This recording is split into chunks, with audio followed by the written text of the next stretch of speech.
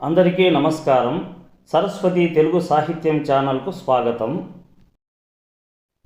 ఈ వీడియోలో నేను మీకు భర్తృహరి నీతి శతకంలోని 1 నుండి 10 పద్యాలను వివరించబోతున్నాను. భర్తృహరి సంస్కృతంలో సుభాషిత త్రిశతి అనే శతకాన్ని రచించాడు. దానిని తెలుగులోనికి సుభాషిత రత్నావళి అను పేరున ఏనుగు లక్ష్మణ కవి అనువదించారు.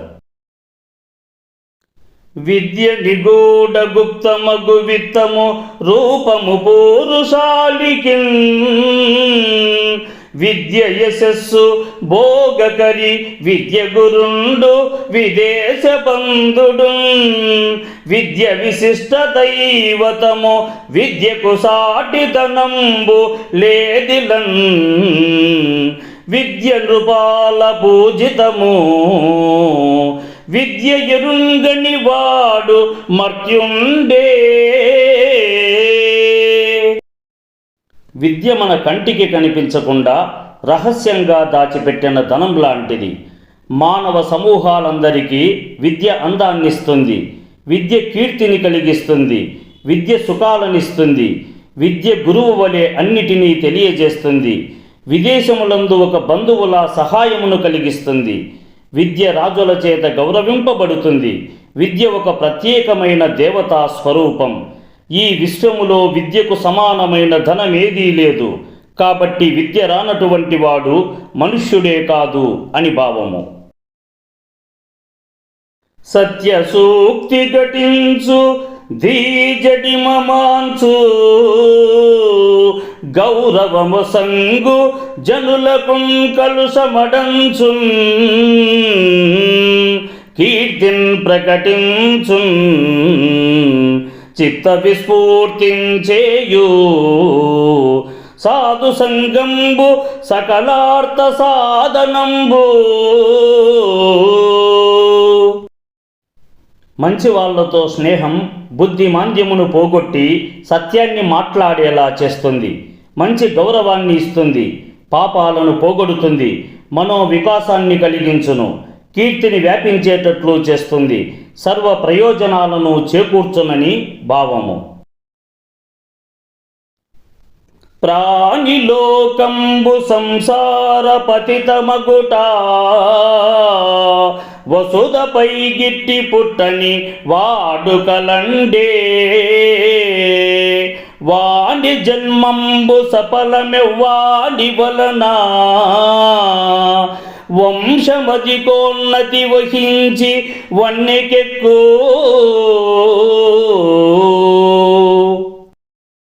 ఈ సంసార బంధంలో చిక్కుకున్న మనుష్యులందరూ పుట్టిన తరువాత చావక తప్పదు.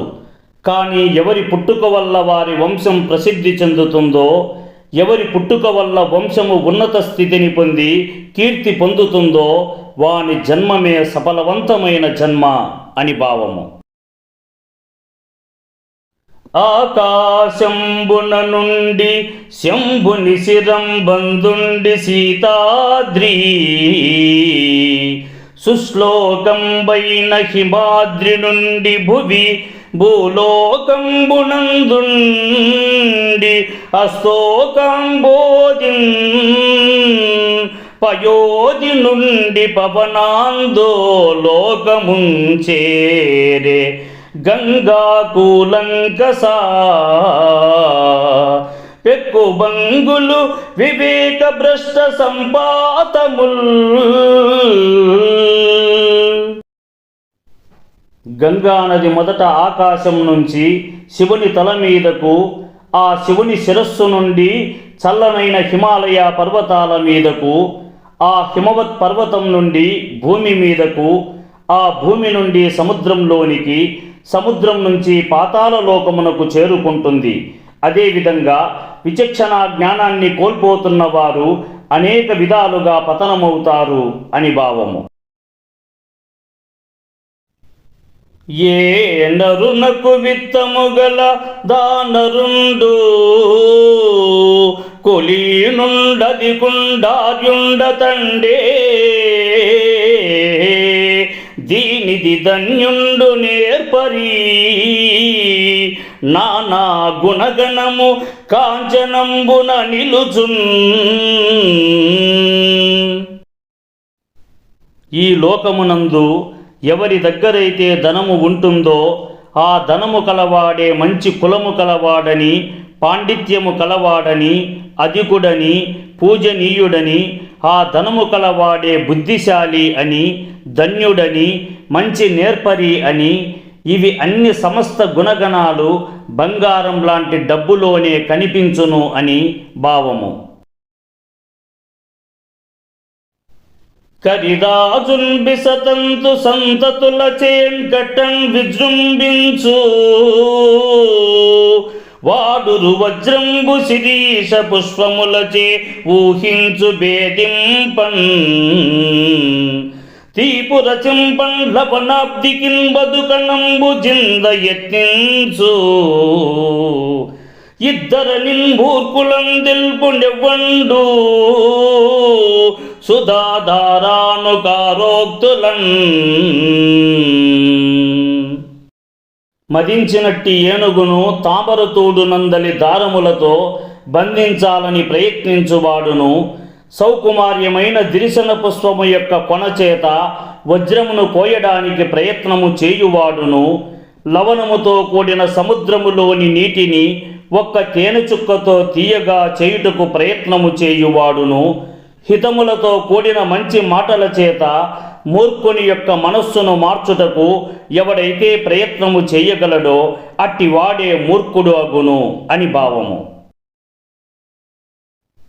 విద్యచే భూషితుండై వెలయుచుండన్ తొడరి వర్జింపనగుంజు మీ దుర్జనుండు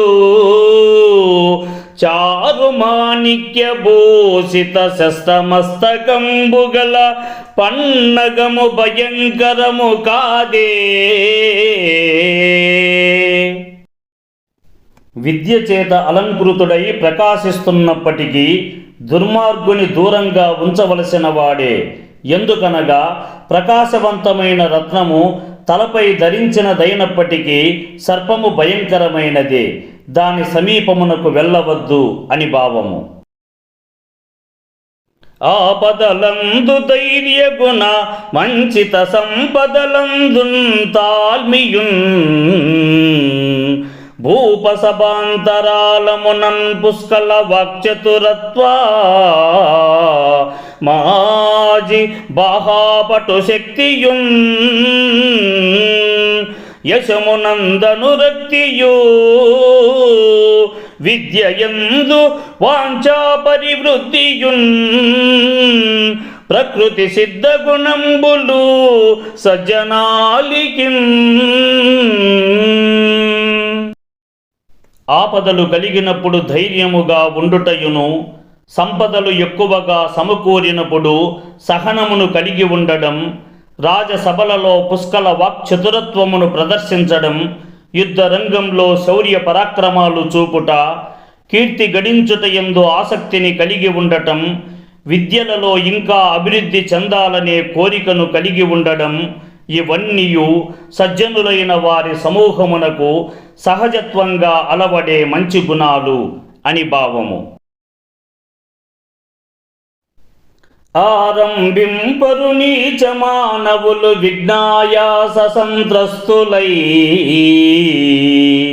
ఆరంభించి పరిత్యజింతురు విఘ్నాయత్తులై మధ్యముల్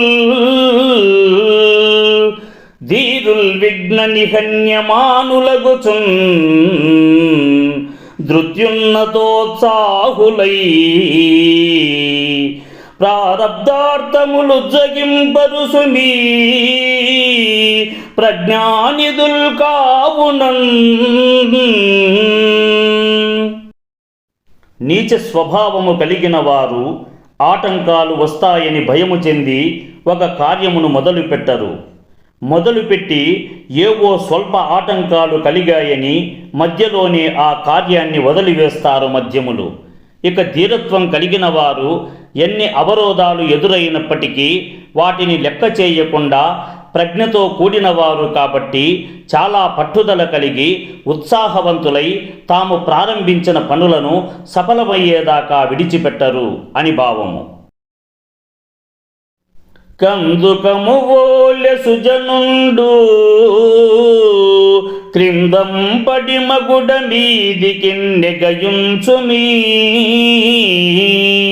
మందుండు మృత్పిండము వలెన్ క్రిందంపడి ఎడంగియుండున్ కృపణత్వమునన్. క్రింద పడిన బంతి మళ్ళీ వేగంగా పైకి లేచినట్లుగా ఉత్తమ గుణాలు కలవాడు హీనస్థితిలో ఉన్నప్పటికీ వేగిరముగానే అత్యున్నతమైన స్థితికి చేరుకుంటాడు. అయితే మూర్ఖుడు మట్టి ముద్ద వలె క్రిందపడి అలాగే నేలను అంటుకొని హీనమైన స్థితిలో ఉంటాడే తప్ప పైకి లేవలేడు అని భావము. మా ఛానల్ని లైక్ చేయండి, షేర్ చేయండి, సబ్స్క్రైబ్ చేసుకోండి. ఈ వీడియోపై మీకున్న అభిప్రాయాన్ని కామెంట్ సెక్షన్లో కామెంట్ చేయండి. కింద ఉన్న గంట సింబల్ని నొక్కండి.